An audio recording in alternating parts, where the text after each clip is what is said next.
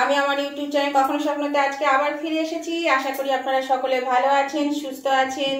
আজকে আমি আমার রেসিপি ঝুলি থেকে আর একটা নতুন ধরনের রেসিপি নিয়ে চলে এসেছি।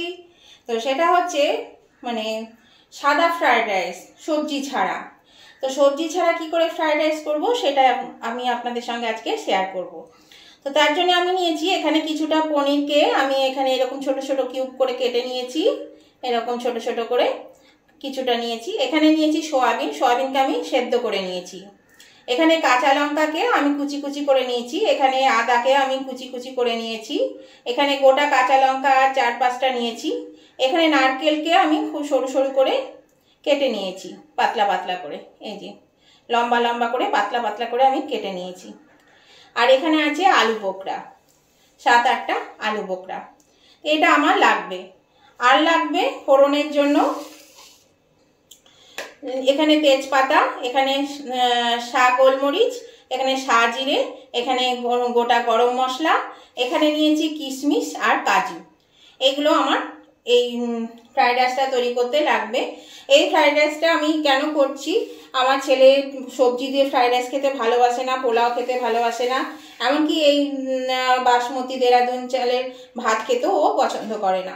তো সেই জন্যে আমি ওর জন্যে এই ফ্রাইড রাইসটা বলছে আমি সাদা ফ্রাইড রাইস খাবো, তো সবজি ছাড়া কি করে করব। তো সেই জন্যে আমি এই সব দিয়ে ফ্রাইড রাইস করছি। আর এটা খেতেও ভালো লাগে আর হেলদিও আছে। তো সেই জন্যে আমি এটা করছি।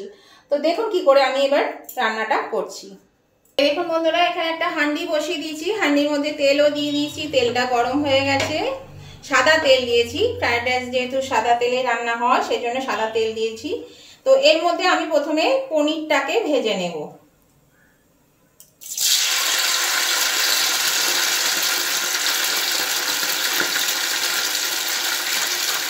একটু লালচে করে পনিরটা আমি ভেজে নেব। এই দেখুন বন্ধুরা, পনিরটা আমি ভেজে নিলাম। আর এবার আমি সোয়াবিনটা ভাজবো। সোয়াবিনটাতে একটু নুন আর একটু হলুদ মাখিয়েছি, এটা আমি এবার ভেজে নেব। আর সেদ্ধ করার সময়ও কিন্তু আমি অল্প নুন দিয়ে সেদ্ধ করে নিয়েছিলাম। এই দেখুন বন্ধুরা, আমি সোয়াবিনটাও ভেজে তুলে নিয়েছি, দুটোই ভাজা হয়ে গেছে। এবার আমি এর মধ্যে দেব একটু সাদা তেল, আর একটু লাগবে, আর দেব 2 চামচ ঘি।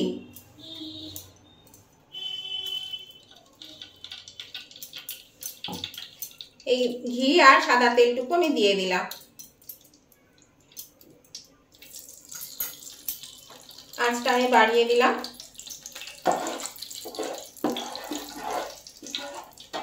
ঘিটা গলে গেল, দেখুন ঘিটা গলে গেছে।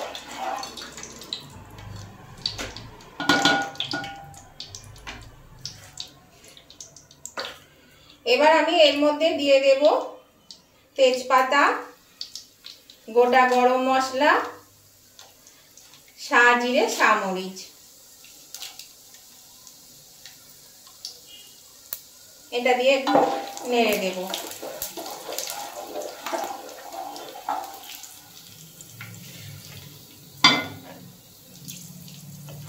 এবার আমি দেব এর মধ্যে আদা কুচি, লঙ্কা কুচি। আমরা কিন্তু আদা কুচি লঙ্কা কুচি ফ্রাইড রাইসে দিই, সেই জন্য এটাতেও আমি দিলাম। আর এটা কিন্তু খেতে খুবই ভালো লাগে, খেয়ে দেখবেন একবার হলেও। অনেক মাথা খাটিয়ে খাটিয়ে আমাকে করতে হয়েছে, কেননা ছেলে যেহেতু ওগুলো পছন্দ করে না, ছেলের জন্য আমাকে করতে হয়। তো সেই জন্যে আমি এইভাবে করে দিই। দেখুন এটা একটু ভাজা ভাজা হয়ে গেছে। এখানে এবার আমি নারকেলটা দিয়ে দিচ্ছি।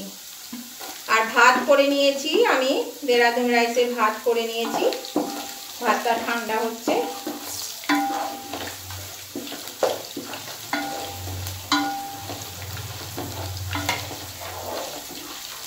নারকেলটা একটু হালকা করে ভেজে নেব। এবার আমি এর মধ্যে কাজু কিশমিশটাও দিয়ে দিলাম। এই দেখুন আমি এখানে ভাত করে নিয়েছি, ভাতটা আমি এর মধ্যে দিয়ে দিচ্ছি। আঁচটা কিন্তু আমি এখন কমিয়ে দিয়েছি।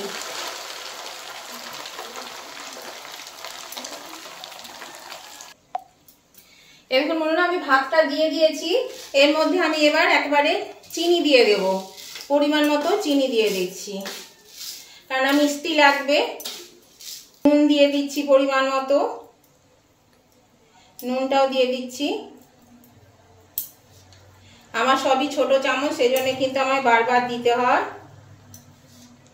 আচ্ছা, এবার আমি এখানে দিয়ে দিচ্ছি এই সয়াবিন ভাজা আর পনির ভাজা, আর দিয়ে দিচ্ছি আলু বোখরা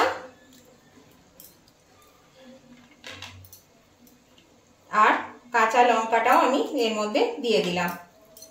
এবার আমি এটা ভালো করে নেড়ে দেব।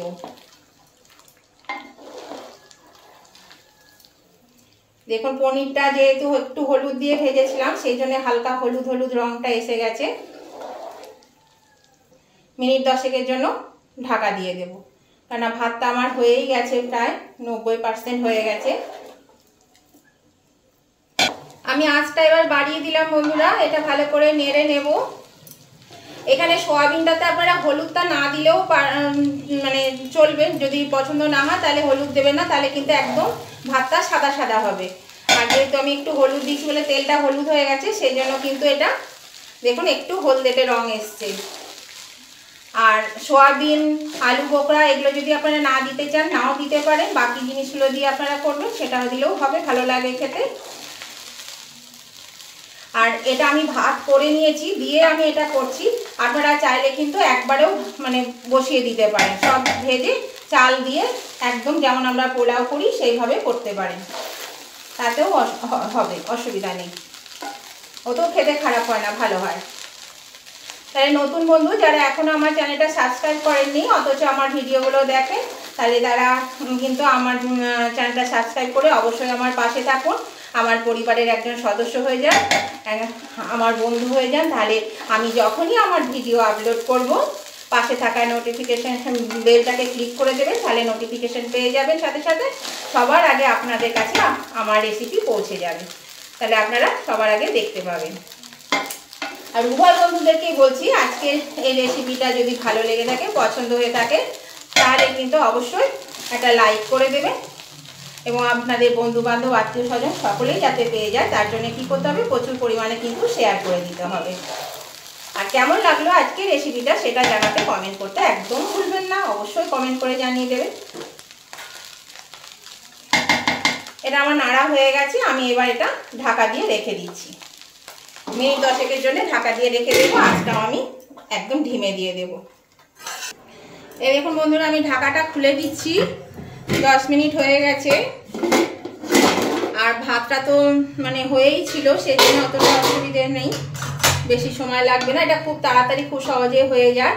আমি মাঝে একবার নেড়ে দিয়েছিলাম, এই দেখুন হয়ে গেছে। তো এইভাবে অবশ্যই কিন্তু করে খেয়ে দেখবেন, খেতে কিন্তু খুব ভালো হয় আর খুব হেলদি। দেখুন একদম ঝরঝরে হয়েছে, আর একটুও তেল নেই, একদম তেল নেই, যে তেল চপচপে হয়েছে তাও না, একদম দেখুন শুকনো শুকনো কত সুন্দর হয়েছে, খুব ভালো হয় এটা খেতে। তেলটা কম পরিমাণে দেবেন, তাহলে কিন্তু ভালো, ক্ষতিকর নয়। তো বন্ধুরা, আজকের রেসিপিটা আপনাদের ভালো লেগে থাকলে উভয় বন্ধুদেরকে বলছি অবশ্যই লাইক শেয়ার কমেন্ট করে দেবেন। আর নতুন বন্ধু যারা এখন আমার চ্যানেলটা সাবস্ক্রাইব করেনি, তারা কিন্তু অবশ্যই সাবস্ক্রাইব করে আমার পাশে থাকবেন, আমার পরিবারের একজন সদস্য হয়ে যান।